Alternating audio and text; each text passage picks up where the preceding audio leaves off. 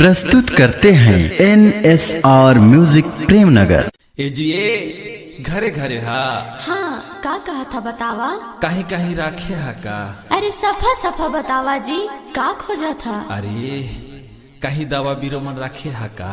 अच्छा ओ जायद पूछा था कितना चाहिए। अरे एक को तो ठीक है लेकिन पहले पैसा निकाला। एतेक मान विश्वास नहीं करत है, नहीं दही पैसा लागत है।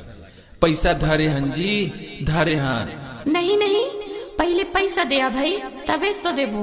हमन जान धरे हन यही कस करते। अरे सुना तो हमन नहीं सुनन।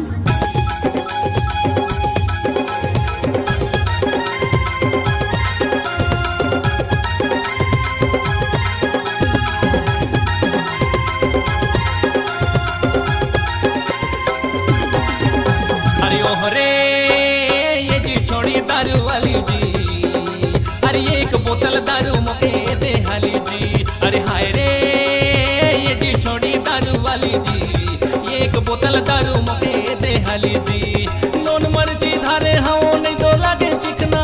नोन मर्जी धारे हाँ नहीं दो लागे चिकना। अरे 100 रुपया भाव चलते ते हर ले बेकतना। दे देते मोके एक डोले जी। अरे हाय रे छोड़ी दारू वाली जी। एक बोतल दारू मोके दे हाली जी। अरे हाय रे ये छोड़ा पीने वाला का 5 दारू पहली पैसा निकाला जी। हाय रे ये छोड़ा पीने वाला का 5 दारू पहली पैसा निकाला जी। ठेक के पीछे दारू दे थोका थे पैसा। ठेक के पीछे दारू दे थोका थे पैसा। एक बोतल पर भागनी जा थोका थे तो हमेशा बता निकाला जी। 5 दारू पहली पैसा निकाला जी। 5 दारू पहली पैसा निकाला जी। अरे ओहरे ये जी छोड़ी दारू वाली जी। एक बोतल दारू मोके दे हाली जी। अरे एक बोतल दारू मोके अरे देवाना जी।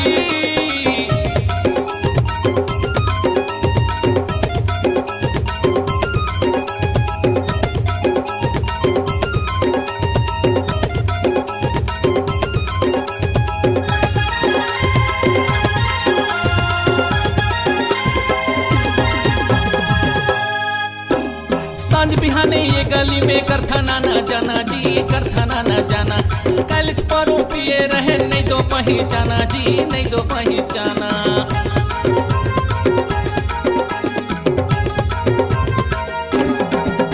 हाँ सांझ बिहाने ये गली में करथाना न जाना जी। करथाना न जाना कल परो पिए रहे नहीं दो पहचाना ने जी। नहीं दो पहचाना अरे नकदी में हल लेन देन करथन नहीं करन उधारी। नकदी में हल लेन देन करथन नहीं करन उधारी। और नाचबूत में भाटो लागू लगबे ते मोर साड़ी रोनी दिल वाली जी। अरे एक बोतल दारू मोके दे हाली जी। अरे एक बोतल दारू मोके दे हाली जी।